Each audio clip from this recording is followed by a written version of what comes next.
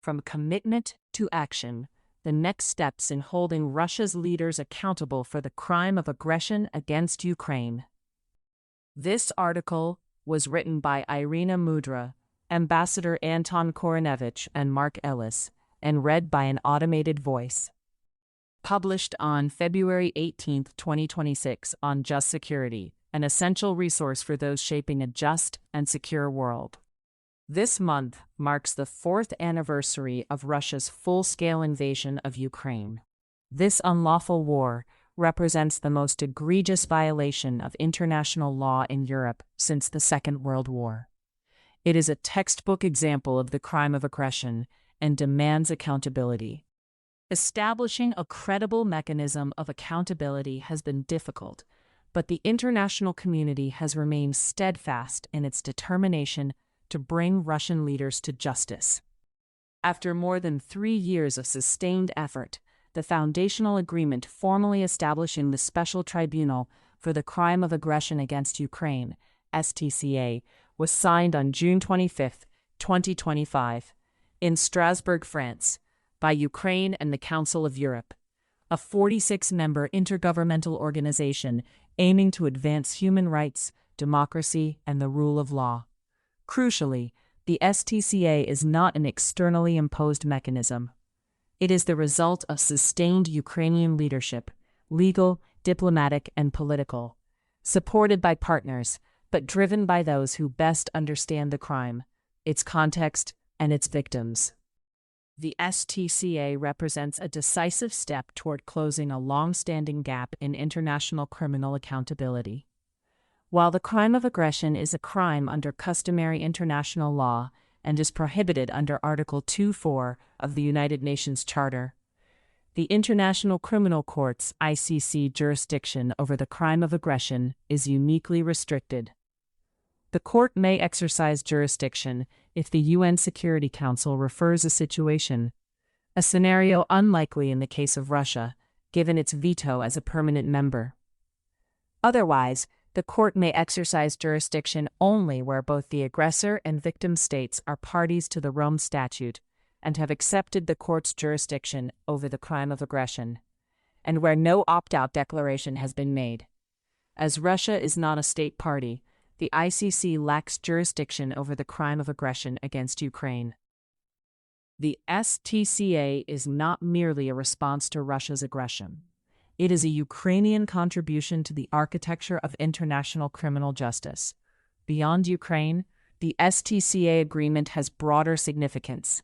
It reaffirms that the prohibition on the use of force is a cornerstone of the international legal order, strengthens deterrence against future wars of aggression, and demonstrates that even the most senior political and military leaders are not beyond the reach of the law. Accession process begins. The accession process has now commenced, allowing states to join an enlarged partial agreement, EPA, to govern the STCA. Under Council of Europe regulations, a minimum of 16 member states is required for the EPA to enter into force. In the case of the STCA, however, it is estimated that 25 to 30 states will be necessary to demonstrate its political legitimacy and financial sustainability. On February 11th, the Estonian parliament approved legislation to join the EPA, making Estonia the first country to do so. It is also anticipated that states beyond the Council of Europe will participate, underscoring the STCA's broad geographical and political support. Two of the most challenging aspects of establishing the STCA are determining the overall cost and ensuring that implementation proceeds expeditiously. The nature of its task, particularly its focus on Russia's leadership, brings unique risks to the STCA. Consequently, robust physical security, data protection, witness protection, detention facilities, and a dedicated tribunal building will be needed. These requirements significantly increase the overall cost. Thus, states are understandably seeking further clarification of this issue as they contemplate committing to the EPA. At the same time, the STCA must become operational without delay to safeguard its credibility and prevent political erosion or attempts to undermine or obstruct its establishment. So it is essential that the process of establishing the STCA receives sustained political and financial support as early as possible. Phases of implementation. In response to these challenges, during the meeting of the STCA Working Party in Strasbourg, Ukraine proposed an innovative approach. The STCA can be implemented in 3 phases. 0. An advanced team. 1. A skeleton tribunal. And 2. The full operational tribunal. Phase 0 will begin with a small advanced team working in both Strasbourg and the Netherlands for roughly 1.5 to 2 years before fully relocating to the Netherlands. They will develop the institutional architecture of the STCA, including internal rules and procedures, staffing frameworks, and security requirements, and find premises in The Hague for the skeleton tribunal phase. In short, Phase 0 transforms the STCA from a formal legal agreement into a functioning institutional blueprint. The European Union has allocated €10 million, $11.9 million, to support this phase for 2026 to 2027. Phase 1 will continue the project in the Netherlands by establishing a skeleton tribunal. This phase will transition from institutional design to functionality and will expand upon the foundational work of Phase 0 by recruiting and appointing key personnel, such as judges, establishing the registry, implementing operational systems, and setting prosecutorial priorities. The skeleton tribunal will have legal standing and enter into a host country agreement. Equally important, Phase 1 builds institutional credibility. By demonstrating tangible operational capacity, the skeleton tribunal reinforces political confidence among participating states, encourages further accessions to the EPA, and strengthens donor commitment, supported by annual membership contributions from participating states. Together, Phases 0 and 1 are expected to take several years.